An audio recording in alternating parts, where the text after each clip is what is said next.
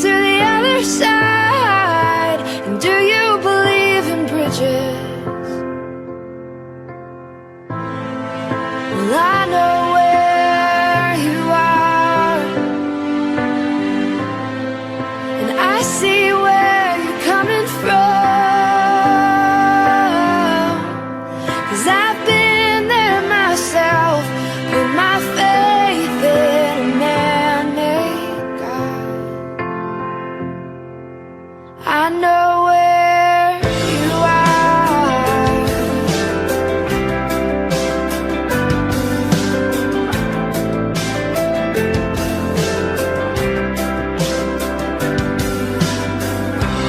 Have you ever seen true love? Do you know what it's made of? Or where it came from? Could it be the world has left you blind, and every day you pass it by, you don't even recognize it? Well, I know where you are, and I see where you're coming from, 'cause I've been there myself, put my faith in a man-made God. I know where you are. I know where you are. I know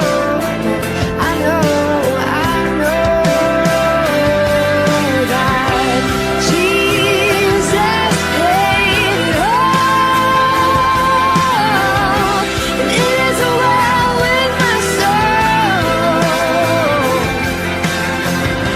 And when the waters rise and the stars fall from the skies, I will not be alone. No, I will not be alone.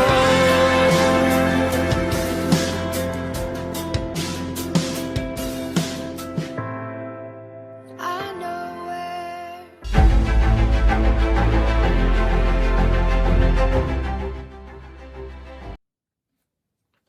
Olá, boa tarde, meus irmãos. Que Deus abençoe a cada um de vocês. Sejam bem-vindos à live da Igreja Batista das Nações. E como sempre eu falo, é um prazer estar aqui e ter vocês nos assistindo, né? Que o Senhor possa nesse momento tocar o seu coração de uma maneira totalmente abençoada, especial, que você possa se sentir abençoado, independente do momento que você está. Amém? Sinta-se abençoado nessa hora, em nome de Jesus. Eu quero ler com vocês neste momento Salmos capítulo 84, a partir do verso 5, que diz assim: Bem-aventurado o homem cuja força está em ti, em cujo coração se encontram os caminhos aplanados, o qual, passando pelo vale árido, faz dele um manancial. Eu não sei como você está, meu irmão, neste momento, mas independente do vale árido que você está passando, Deus pode te fazer como um manancial. Isso me faz lembrar, há um tempo atrás, quando eu passei por um grande vale árido, algo que entristeceu muito o nosso coração, eu e minha esposa, Alexandra, quando eu recebi uma consulta médica e eu estava passando por uma situação muito ruim, onde eu tive epilepsia psicomotora. Isso afetou o meu cérebro, que eu não conseguia mais cantar, não conseguia mais falar, tocar violão, não conseguia escrever meu próprio nome, algo que foi assim terrível para a minha vida. E nesse momento o Espírito Santo começou a trabalhar no meu coração, e para que eu não parasse, eu continuasse, né? Deus me deu força e eu continuei louvando a Ele, independente das falhas de memória, das vezes que eu parei de cantar por não conseguir louvar, dar sequência às coisas que naquele momento seriam as músicas, né? Mas Deus começou a tocar o meu coração para não parar, não para, né? E o Espírito Santo começou a falar comigo, e eu passei ao médico, o médico falou para mim que eu teria que tomar remédio no período de ou 6 meses, ou de 6 meses a 2 anos, de 2 anos a 5 anos, de 5 anos a 10 anos. Resumindo para vocês, eu tomei esses comprimidos por um período de quase 5 anos, 4 anos e meio. Foram 4 anos e meio de tomando carbamazepina, 8 miligramas de carbamazepina todos os dias. E num determinado momento, Deus tocou meu coração, eu comecei a diminuir os remédios, passando pelos médicos, é claro. Eu fui fazendo aquele desmame que eles falam, e aquilo começou a tratar comigo, e chegou um determinado momento, eu falei assim, não, Deus, eu não aceito isso na minha vida. Eu não aceito tomar esse remédio pro resto da minha vida. Eu vou parar. E Deus tocou meu coração através de um pastor. Eu recebi a cura. E hoje eu sou curado. Já fazem isso mais de 15 anos. E você vê que como foi difícil para nós, passando por esse vale árido. Né? Não sei como que você se encontra nesse momento, meu irmão. Mas Deus pode te fazer um manancial nesse seu vale árido. E as coisas podem ser totalmente diferentes, a forma de você passar a sua tribulação, a situação, a sua recuperação. Deus pode abençoar a sua vida e você ser um manancial. E você, como diz o Salmo 179, versículo 81, graças a Deus por ter passado por tudo isso, porque só assim eu aprendi dos seus estatutos. Só assim nós temos que dar bom testemunho. Mesmo passando pelo vale árido, Deus nos faz um manancial. Em nome de Jesus, que nessa hora você fique conosco e que nós possamos louvar a esse nome lindo que é Jesus Cristo, engrandecê-lo e que você possa se sentir abençoado na sua casa, todos da sua família, e que nós possamos ser tocados pela palavra do pastor Natanael Gonçalves. Meu irmão, venha comigo, vamos ser igreja, vamos lutar pela presença de Deus na nossa casa, na nossa família, independente de situações, vamos ser manancial de vida em nome de Jesus. Deus abençoe a sua casa. Grande é o Senhor e muito digno de louvor. Na cidade do nosso Deus, do seu santo monte, a alegria de toda a terra.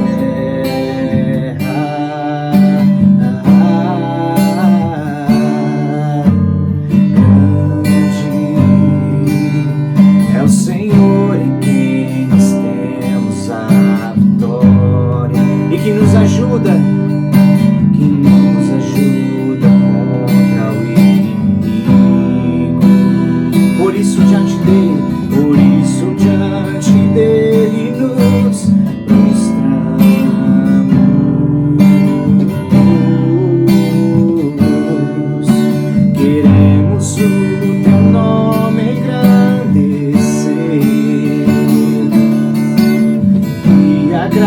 Agradecer-te por tua obra em nossas vidas. Confiamos em teu infinito amor, pois só tu és o Deus eterno sobre toda a terra e céu.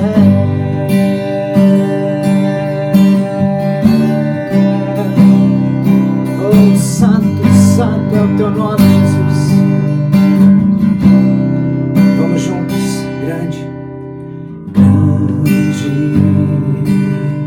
É o Senhor e digno de louvor. Na cidade do nosso Deus, do seu santo monte, alegria, a alegria de toda a terra.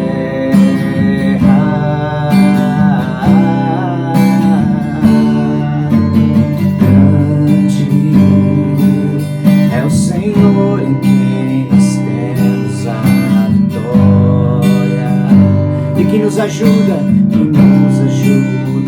contra o inimigo. Por isso diante dele nos prostramos.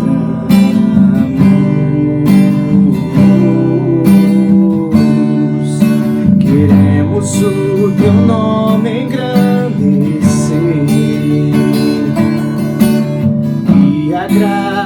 ser ti por tua obra em nossas vidas. Confiamos em teu infinito amor, pois só tu és o Deus eterno sobre toda a terra e céu. Queremos o teu nome engrandecer, queremos o teu nome engrandecer e agradecer-te por tua obra em nossas vidas. Confiamos em teu infinito amor, pois só tu és o Deus eterno sobre toda a terra. Pois só tu és o Deus eterno sobre toda a terra e céu.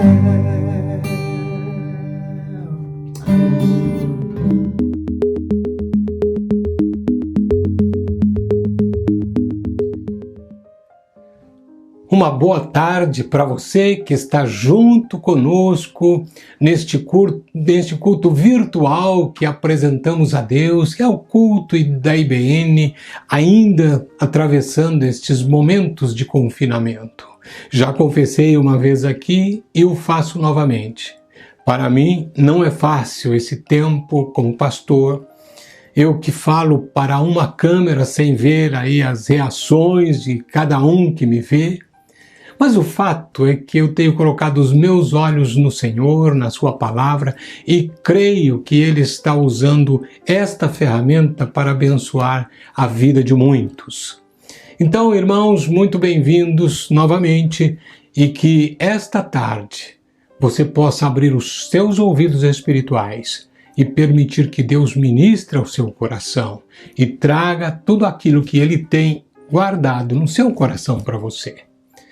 Mas antes disso, antes de nós iniciarmos a palavra desta tarde, que para mim é a parte mais importante do culto, vamos orar juntos. Aonde você estiver, feche os seus olhos, baixe a sua cabeça e vamos falar com o Pai. Amado e querido Deus que estás nos céus, bendito para todo sempre seja o teu nome. Entramos na tua presença em nome de Jesus e queremos nesta hora, ó Deus, te pedir que o Senhor conduza todas as coisas neste culto. Pai, que o teu Espírito, Senhor, tome a tua palavra e ministre aos corações, fale aos corações, traz a revelação da tua palavra. Para isso nos dá luz ao nosso entendimento, abre bem os nossos ouvidos espirituais e ministra, Senhor, a tua palavra em nome de Jesus. E ao término desta palavra, que todos nós possamos dizer: verdadeiramente Deus ministrou o meu coração, eu fui edificado e saio abençoado desta palavra. Que isto seja uma realidade para todos aqueles que estão me vendo agora e para aqueles que hão de chegar. Muito obrigado, Pai. Eu te peço tudo isso em nome de Jesus. Amém. Bem, irmãos, nós estamos na série sobre o céu e falando sobre o céu, essa já é o terceiro ou quarto, já nem sei mais qual acho que é, mas acho que é o terceiro, né? Hoje eu vou falar sobre coisas do céu. Eu vou tomar aqui, irmãos, um texto que se encontra lá no livro de Colossenses, capítulo 1, ou melhor, capítulo 3, de versos 1 ao 3. Mas eu já repeti esse verso e você vai me ver repetindo ele algumas outras vezes, porque trata-se de uma ordem da palavra de Deus. Mas hoje, de uma maneira muito especial, eu trago a tradução da Bíblia Viva, que eu gostei muito dessa tradução aqui. Então, eu quero que você abra bem os seus ouvidos e preste atenção. Diz assim o texto: já que vocês, por assim dizer, voltaram a viver novamente quando Cristo se levantou dentre os mortos, ponham agora os seus olhos nos ricos tesouros e alegrias que esperam por vocês no céu, onde Cristo está assentado ao lado de Deus, no lugar de honra e de poder. Que o céu ocupe os pensamentos de vocês. Não gastem o tempo preocupando-se com as coisas daqui de baixo. Vocês devem ser tão ter tão pouco desejo deste mundo como uma pessoa morta. A verdadeira vida de vocês está no céu com Cristo e com Deus. Aleluias. Bem, põe esse texto no seu coração, eu ainda vou repeti-lo, porque esta é uma ordem da palavra para cada um de nós. Mas eu começo essa mensagem falando sobre o céu, mas fiz uma adaptação de uma citação atribuída a M. Carmichael, que talvez poderíamos pensar algo semelhante ao que ela citou. Ela fez uma citação pensando naquelas pessoas cristãs que deixaram este mundo e partiram para a eternidade. Então ela diz assim: aqueles que partiram para a eternidade com destino ao lugar onde Cristo está, sim, para esse mundo maior, sua entrada é ampla e segura. Eles sabem que foram libertados das adversidades e da dor, portanto devem se maravilhar extraordinariamente ao serem recebidos nestas grandes moradas celestiais com alegria e imortalidade. Que bênção! Para aqueles que partiram em Cristo, o que eu posso dizer? Findou toda a dor, findou toda a lágrima, toda a preocupação, toda a ansiedade e todo o assédio do pecado. Você pode imaginar isso? Como falamos no domingo passado, as pessoas que partem desta vida com Cristo vão para o que chamo de céu atual ou céu presente. Se você não viu a mensagem domingo passado, você pode entrar no canal da igreja, da IBN, lá no YouTube e assistir, pois ela está gravada no canal. Bem, vamos abordar algumas questões sobre o céu nesta tarde. Em primeiro lugar, o primeiro ponto aqui da mensagem é: como é o céu atual? Muita gente faz essa pergunta. Ele é físico ou espiritual? Se eu pudesse ouvir uma resposta sua, provavelmente eu ouviria: ele é um lugar espiritual. Acertei ou não? Muita gente foi ensinada de que o céu é um lugar espiritual e não físico. A simples sugestão de que seja diferente na mente dessas pessoas soa como uma heresia. Por que as pessoas pensam assim? Bem, além do que costumaram a pensar, para essas pessoas, admitir que o céu seja um lugar físico seria admitir em seus pensamentos que o céu seria menos sagrado. Essas pessoas veem o físico e o espiritual como algo opostos a si mesmos. A nova terra física será nossa morada final, nosso lar eterno. Mas até então não deveríamos nos surpreender se Deus escolher fornecer um lugar de espera que também seja físico. Para existir como seres humanos, nós ocupamos espaço. Parece razoável, então, concluir que o espaço que ocupamos seja um espaço físico. Se o céu atual ou céu presente é um lugar onde moram Deus, anjos e humanos, faz sentido saber que o céu foi adaptado para a humanidade, porque Deus não precisa de adaptação. Nós sabemos que os anjos podem existir em um mundo físico porque existem neste mundo e não apenas no céu. Na verdade, os anjos às vezes assumem a forma humana. Lembremos de Hebreus capítulo 13, verso 2. Não negligencieis a hospitalidade, pois alguns praticando-a sem o saber acolheram anjos. Por que somos tão resistentes à ideia de que o céu poderia ser físico? Acho que a resposta está centrada em uma crença antibíblica de que o reino espiritual é bom e o material é ruim. Você já assimilou esse conceito alguma vez? Ou ouviu alguma coisa a respeito? Vou resumir essa crença que paira como uma nuvem negra sobre a perspectiva comum do céu. Platão, o filósofo grego, acreditava que as coisas materiais, incluindo o corpo humano e a terra, são coisas ruins, enquanto que as coisas imateriais, como o espírito e o céu, são coisas boas. Essa perspectiva é chamada de platonismo. A igreja cristã foi fortemente influenciada pelo platonismo através do ensinamento de Filo, que nasceu por volta de 20 a.C. e viveu até os anos 50 depois de Cristo. Com isto, muitos absorveram esse entendimento e passaram a adotar a perspectiva de que os espíritos humanos estão melhor sem corpos e que no céu não há pessoas com corpos.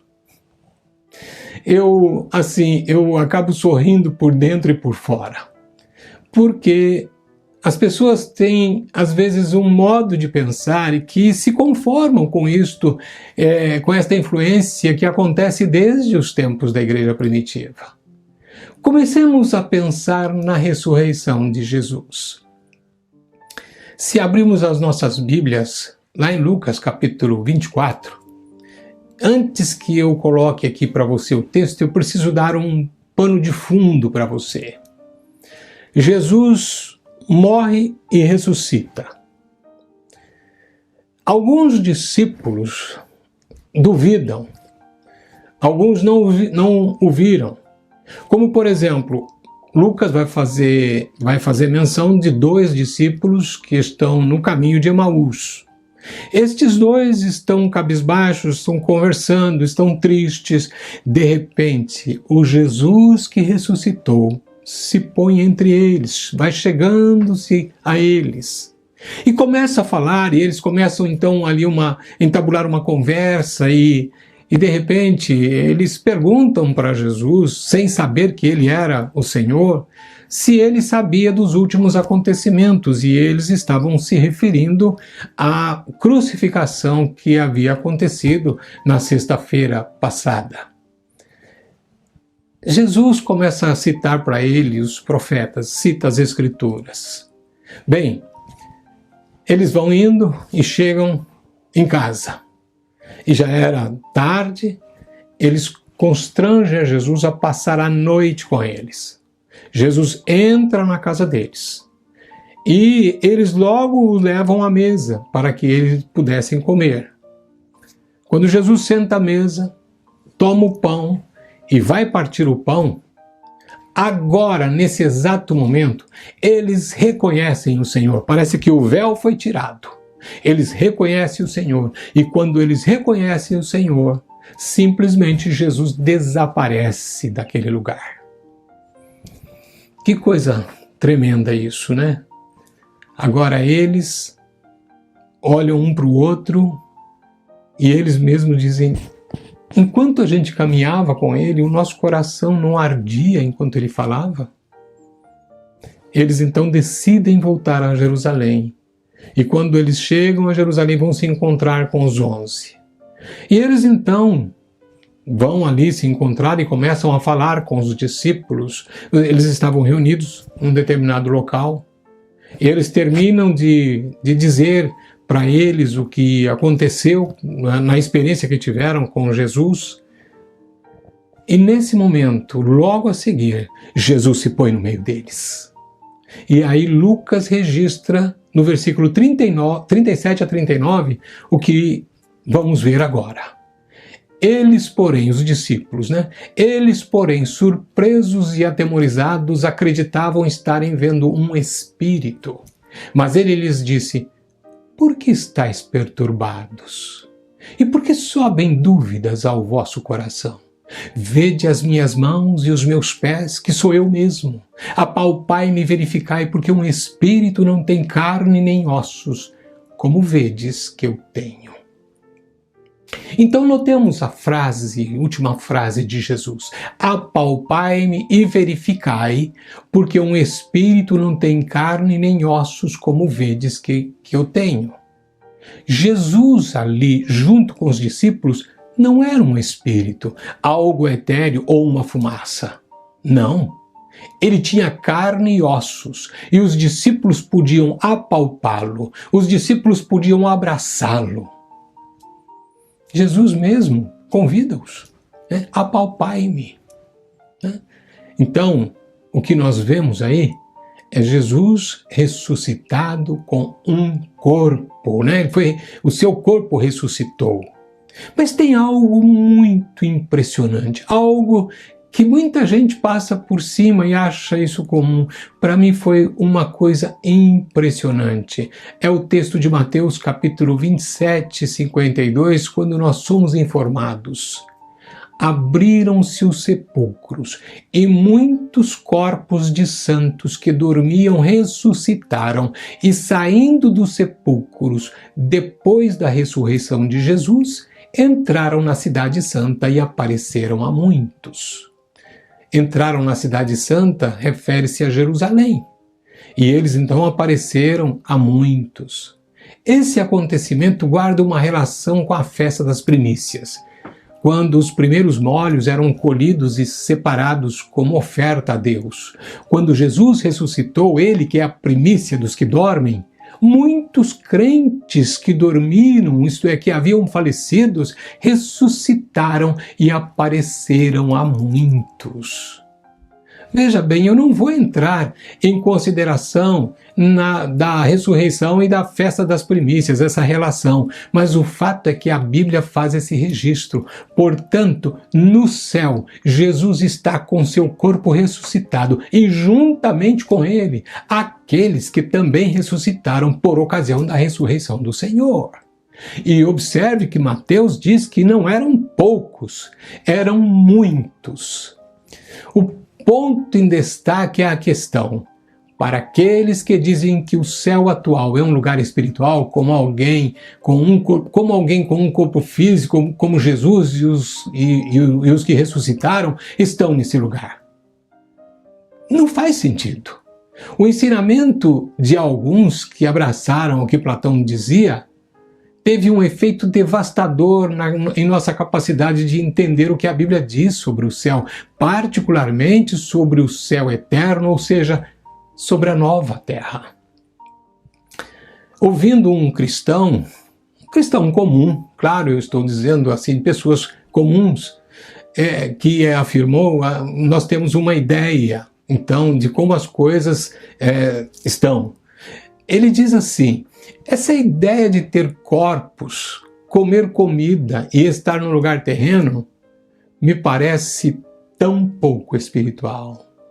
Sem saber, essa pessoa estava sob a influência dos ensinos de Platão. Se acreditarmos, mesmo que inconscientemente, nessas premissas, então rejeitaremos ou espiritualizaremos todas as revelações bíblicas sobre a nossa ressurreição corporal ou as características físicas da nova terra. Irmãos, vamos lembrar o que falei aqui anteriormente. Em Apocalipse capítulo 21, verso 2, João nos informa: vi também a cidade santa, a nova Jerusalém, que descia do céu da parte de Deus, ataviada como noiva, adornada para o seu esposo. Observe que João diz que a cidade desce do céu. Agora, vamos lá para Hebreus capítulo 12, verso 22, que a gente vê uma ligação com esse texto. O escritor de Hebreus vai fazer uma alusão,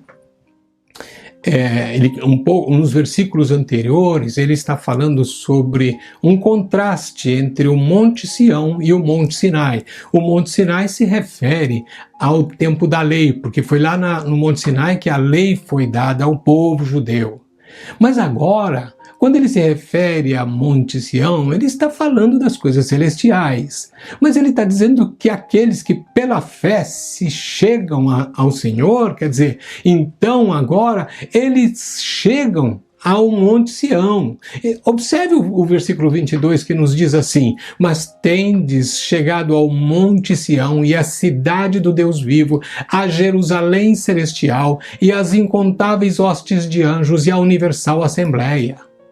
Este texto nos informa que a nova Jerusalém, que será trazida para a nova terra, agora está no céu atual. Se sabemos que a nova Jerusalém estará fisicamente na nova terra, isso não sugere que a nova Jerusalém é realmente física? Já pensou nisso? Por exemplo, eu estimulo você a ler também Apocalipse capítulo 21, a partir do versículo 9 até o 22, 5. Esta é uma descrição que a Bíblia faz da cidade de Jerusalém, né? A Nova Jerusalém. Então, a Bíblia diz muitas coisas a respeito desta cidade. Lê depois, compassadamente. Mas a Bíblia diz que esta cidade, ela tem uma grande muralha, né? Ela tem 12 portas, ela é quadrangular, isto é, comprimento, largura e altura iguais. A estrutura da cidade é de jaspe e a cidade toda é de ouro puro. Os fundamentos da muralha estão adornados com toda espécie de pedras preciosas. As portas são de pérolas, a praça da cidade de ouro puro como vidro transparente. Veja, essa é a descrição. E se nós pensarmos nessa descrição da Nova Jerusalém, que agora está no céu, não ficamos impressionados com tantos termos físicos? Para aqueles que pensam que o céu não pode ser físico, parece que essa evidência nos convenceria de fato que ele é físico. Você se convence? Bem, irmãos, eu sei que são coisas profundas e para algumas pessoas são difíceis de entender, mas eu dou alguns argumentos mais à frente. Passo agora para o ponto de número 2, para a mensagem não ficar muito longa. Número 2, as pessoas possuem corpos intermediários no céu atual? Como é que é? Ao contrário de Deus e dos anjos, que são essencialmente espíritos, os seres humanos, por natureza, são espirituais e físicos. Veja bem, Deus não criou Adão como espírito e o colocou dentro de um corpo. Em vez disso, ele primeiro criou um corpo e depois soprou um espírito nesse corpo. Estudos neurofisiológicos revelam uma conexão íntima entre o corpo, a parte física, e a parte imaterial, isto é, espírito e alma, que inclui a mente, emoções, vontade, intencionalidade e a capacidade de adorar. Sim, parece que não somos essencialmente espíritos que habitam o corpo, mas que somos essencialmente físicos e espirituais. Não podemos ser totalmente humanos sem espírito e corpo. Ponha isso no seu coração. Dadas as descrições físicas consistentes do céu atual e daqueles que nele habitam, parece possível, embora isto seja certamente discutível, deixa eu frisar isso para você, mas parece ser possível que entre a nossa vida terrena e a nossa ressurreição corporal, Deus pode nos conceder uma forma física que nos permitirá funcionar como seres humanos enquanto estivermos aguardando a nossa ressurreição. Vamos ver algo interessante em Apocalipse capítulo 6, dos versículos 9 a 11. Abra bem os seus ouvidos espirituais e preste atenção. Quando ele abriu o quinto selo, vi debaixo do altar as almas daqueles que tinham sido mortos por causa da palavra de Deus e por causa do testemunho que sustentavam. Clamaram em grande voz, dizendo: até quando, ó soberano Senhor, santo e verdadeiro, não julgas nem vingas o nosso sangue dos que habitam sobre a terra? Então a cada um deles foi dada uma vestidura branca, e lhes disseram que repousassem ainda por pouco tempo, até que também se completasse o número dos seus conservos e seus irmãos que iam ser mortos, como igualmente eles foram. Irmãos, esses mártires no céu são descritos vestindo roupas. Espíritos não usam roupas. Se aqueles no céu receberem formas temporárias, e eu reconheço isso apenas como uma possibilidade, isso de forma alguma diminuiria a necessidade absoluta da nossa futura ressurreição corporal, coisa que Paulo estabelece enfaticamente em 1 Coríntios 15, a partir do verso 12 até o 32. Na verdade, seria apenas com base na certeza de uma futura ressurreição que os corpos temporários seriam dados. Quero enfatizar novamente que reconheço isso apenas como uma possibilidade, antes que alguém saia falando aí coisas que eu não disse. Mas sim, eu vejo isso como uma grande possibilidade. E como eu disse anteriormente, todo cristão crê que Jesus está no céu como um corpo físico ressuscitado. Né? Não somente Jesus, mas eu lembro que aqueles que também ressuscitaram estão com ele, como nos mostra Mateus 27:52. Portanto, parece irrefutável dizer que há pessoas com corpo físico no céu atual. Se o corpo de Jesus e dos outros no céu atual tem propriedades físicas, é razoável pensar que outros corpos podem ter formas físicas, mesmo que sejam apenas formas temporárias. Também faz sentido em outros aspectos do céu atual que tenham propriedades físicas, de forma que quando Jesus é visto em pé à direita de Deus, ele está, na verdade, sobre alguma coisa. Lembra do que ocasionou o primeiro mártir da igreja, que foi Estevão, né? Um dos diáconos eleitos? Então, vamos ver o testemunho dele lá em Atos capítulo 7, verso 56. E disse: eis que vejo os céus abertos e o Filho do Homem em pé à destra de Deus. Observe que coisa interessante.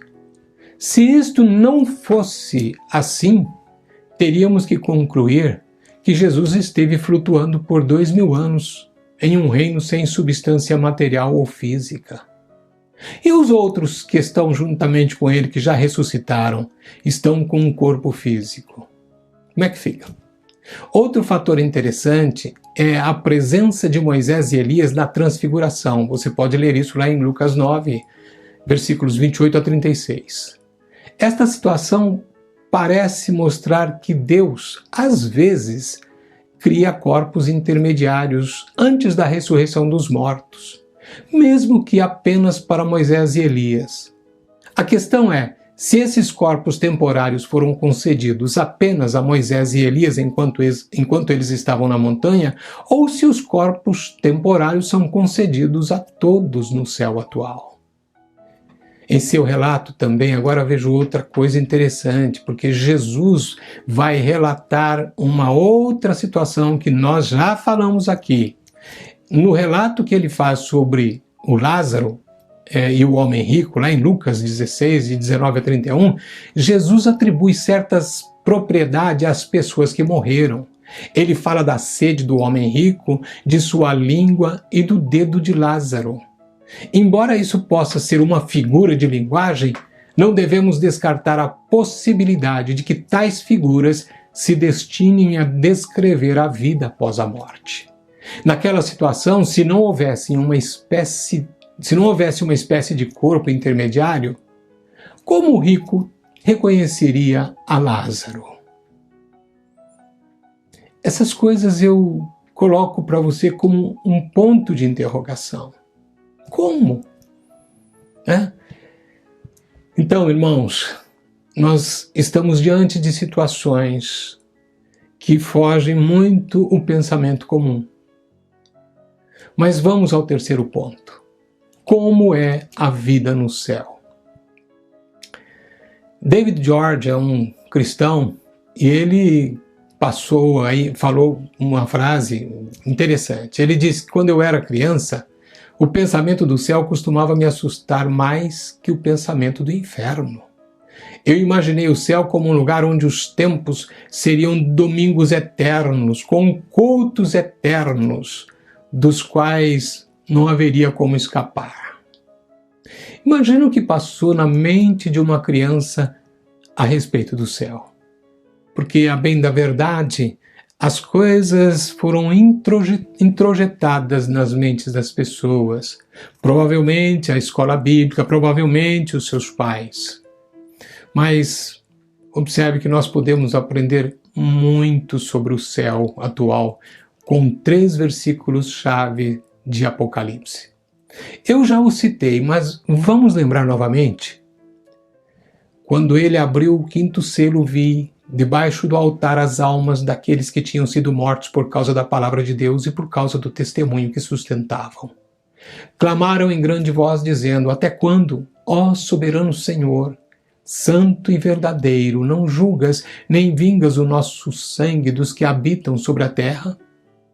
Então a cada um deles foi dada uma vestidura branca e lhes disseram que repousassem ainda por pouco tempo, até que também se completasse o número dos seus conservos e seus irmãos que iam ser mortos, como igualmente eles foram. Vamos fazer algumas observações dentro deste ponto número 3 sobre estes versículos. Mas antes eu quero pedir para você prestar bastante atenção nestas observações, porque eu tirei várias delas. Não vou entrar de forma profunda em cada uma, mas eu vou citá-las para você.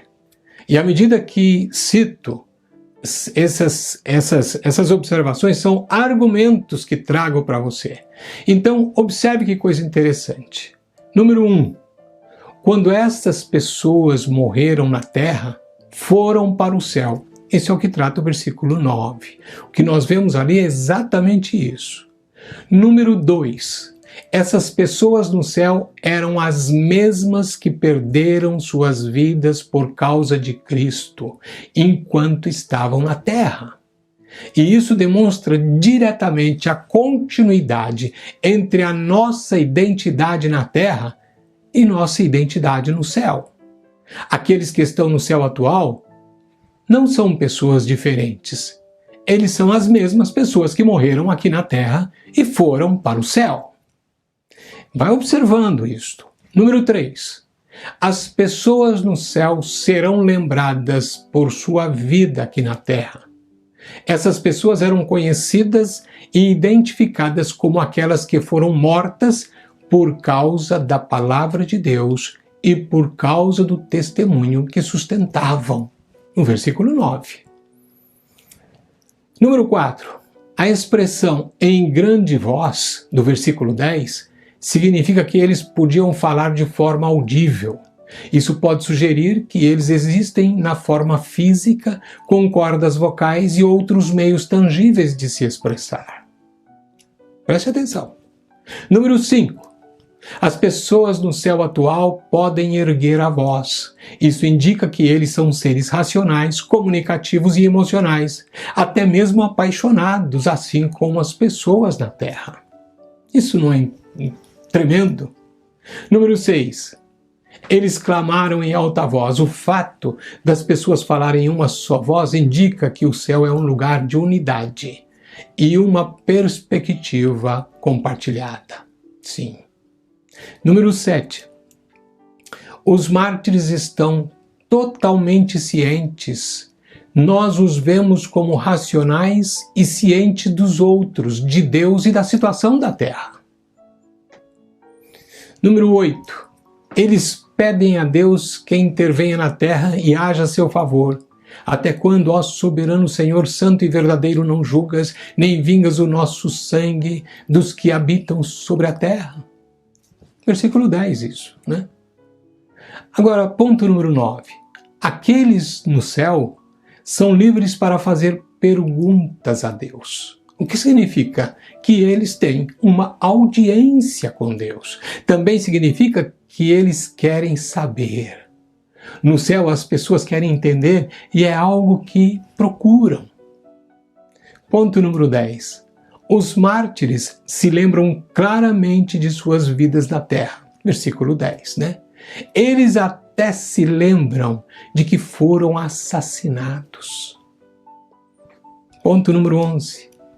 Os que estão no céu são indivíduos distintos. Cada um deles recebeu uma vestidura branca, no versículo 11. Não há uma fusão de identidade que anule a singularidade, a originalidade, mas note a expressão de João, cada um deles. Ponto número 12. Deus responde à pergunta deles no verso 11, o que indica comunicação no céu. Os mártires souberam depois que Deus respondeu a pergunta deles, não antes de fazê-la. Isso indica que há ensino no céu atual. Glória a Deus. Vamos aprender muito.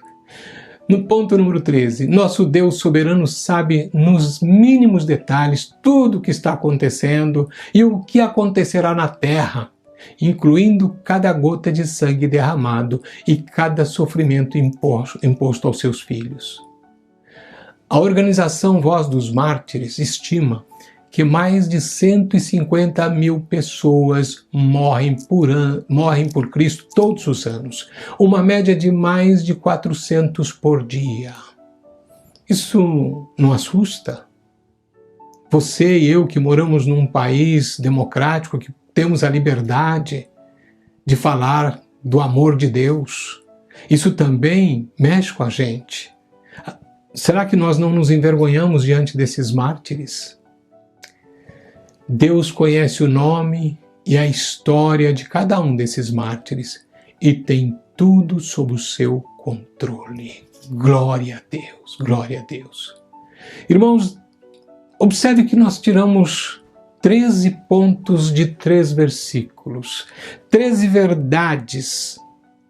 E eu gostaria que depois do culto terminar, você voltasse lá, anotasse cada uma delas, colocasse no seu coração.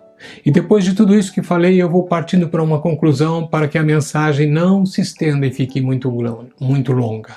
Então eu concluo dizendo: note que essas observações sobre o céu atual foram feitas com base em apenas 3 versículos.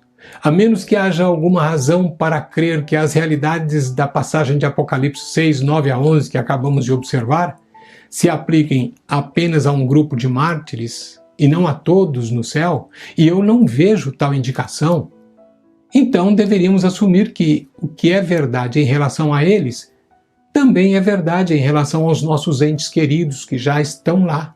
E será verdade para nós também quando partirmos desta terra.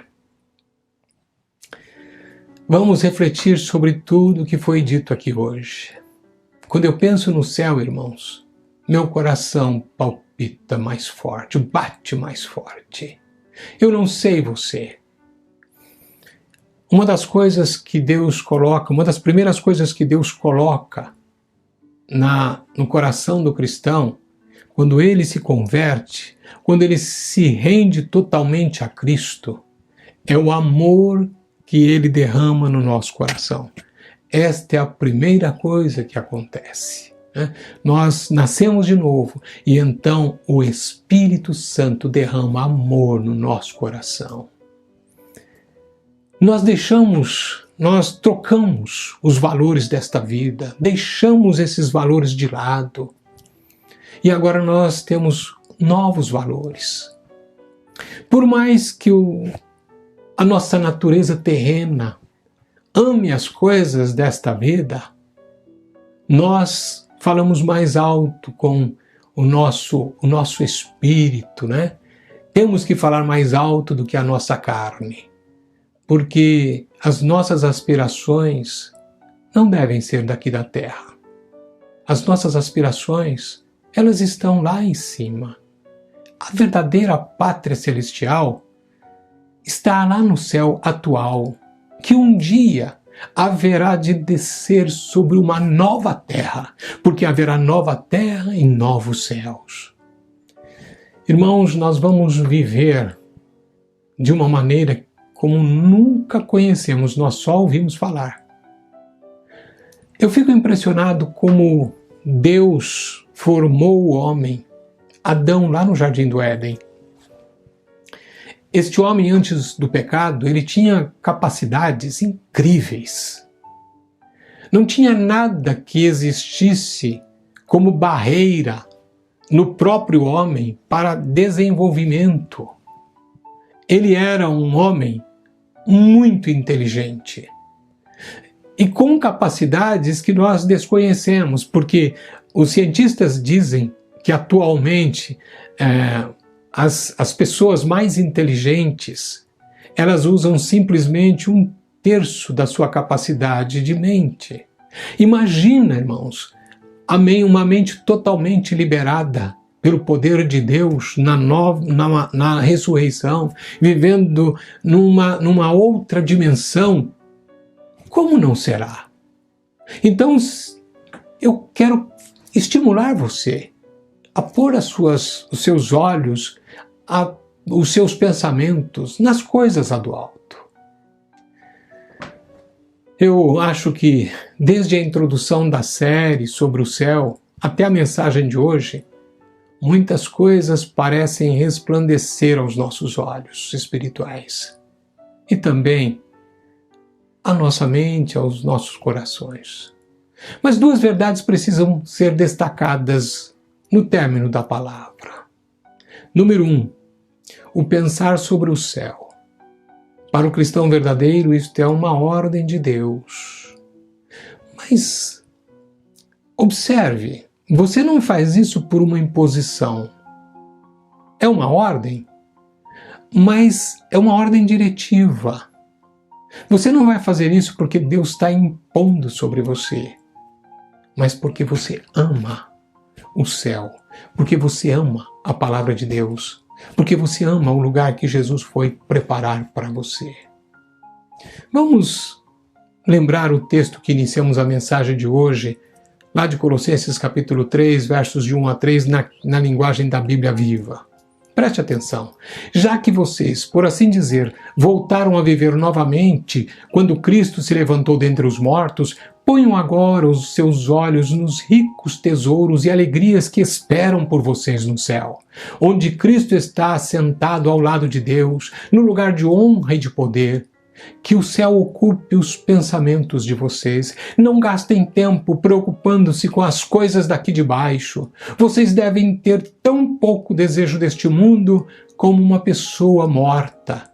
A verdadeira vida de vocês está no céu com Cristo e com Deus. Irmãos, este é um imperativo de Deus para o cristão verdadeiro, mas o cristão nominal não atenta para ele. Por quê? Porque o cristão nominal não pode amar o céu e nem ser atraído por ele. Como disse em mensagens anteriores, você não pode pensar no céu sem pensar em Jesus. E você não pode pensar em Jesus sem pensar no céu. O cristão nominal, ele vai à igreja, tem o nome de cristão, pode ter nascido num lar cristão. Mas o nominal, ele tem uma atração tremenda pelo mundo.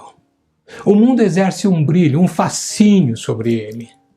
E quando você fala para ele que ele tem que viver uma vida que expresse a realidade da pessoa de Jesus no seu coração, quando você diz para ele que ele tem que fazer uma divisão entre o santo e o profano, muitas vezes ele fala para você assim, algo parecido.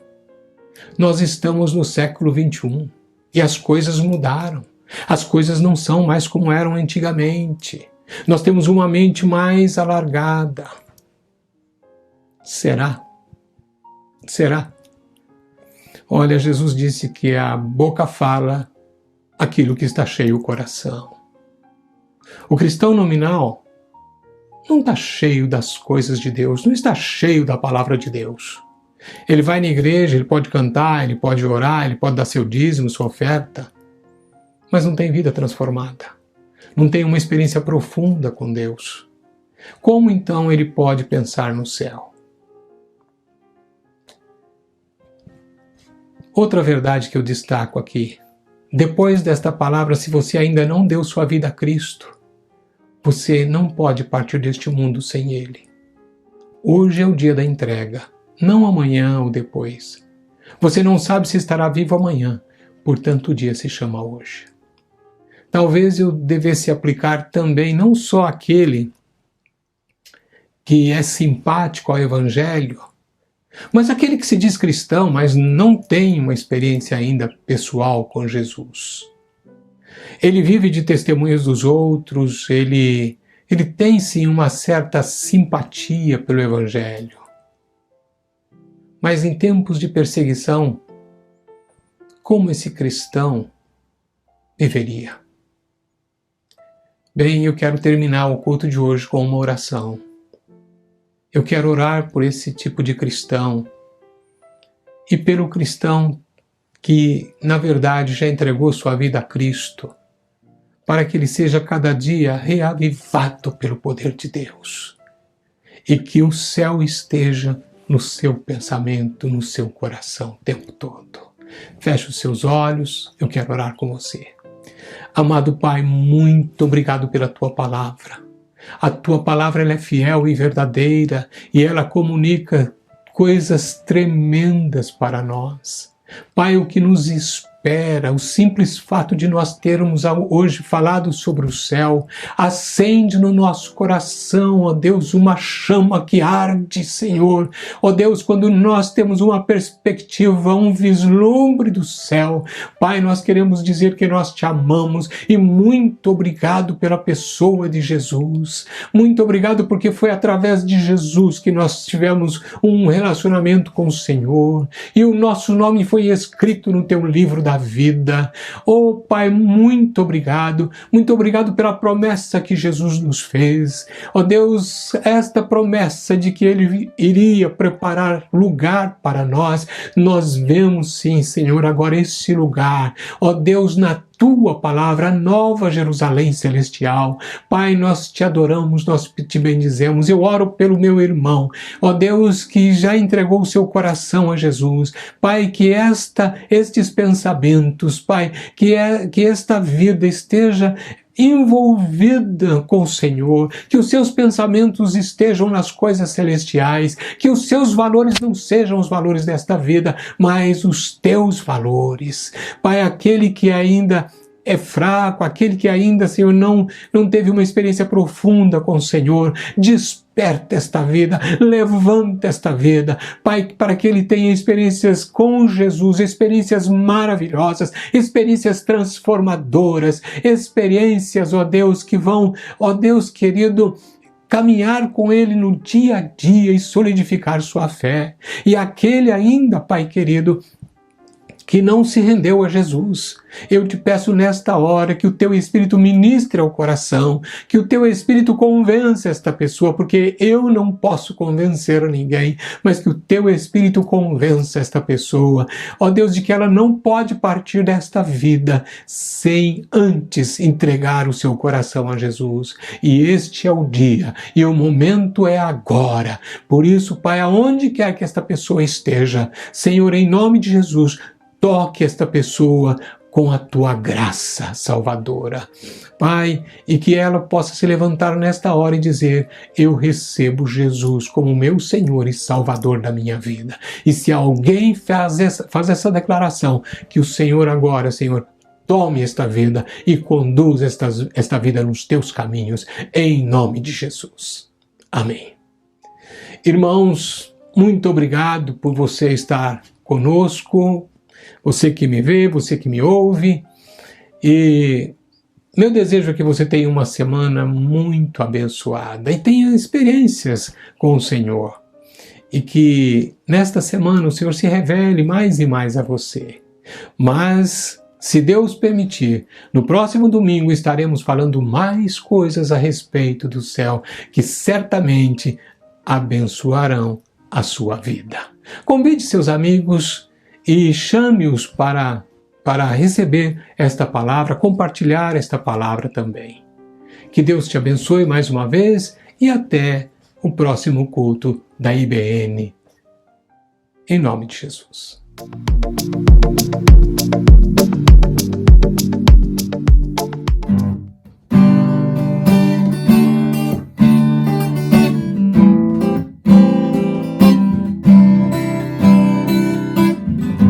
Tu és a minha porção, Tu és a minha herança, Tu és o meu socorro nos dias de tribulação. Mesmo que os meus pais me deixem, mesmo que amigos me traiam, eu sei que em Teus braços eu encontro salvação.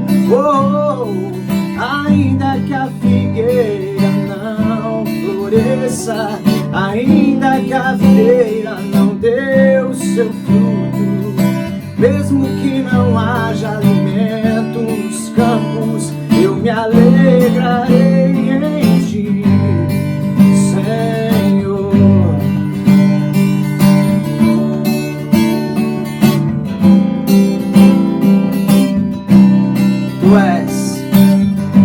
Tu és a minha porção, declare. Tu és a minha herança, Tu és o meu socorro nos dias de tribulação. Mesmo que os meus pais me deixem, mesmo que amigos me traiam, eu sei que em teus braços eu encontro salvação. Oh, ainda que a figueira não floresça, ainda que a videira não deu seu fruto, mesmo que não haja alimento nos campos, eu me alegrarei em ti. Ainda que a figueira não floresça, ainda que a videira não deu seu fruto, mesmo que não haja alimento nos campos, eu me alegrarei em ti. Eu me alegrarei em ti. Eu me alegrarei em ti, Senhor.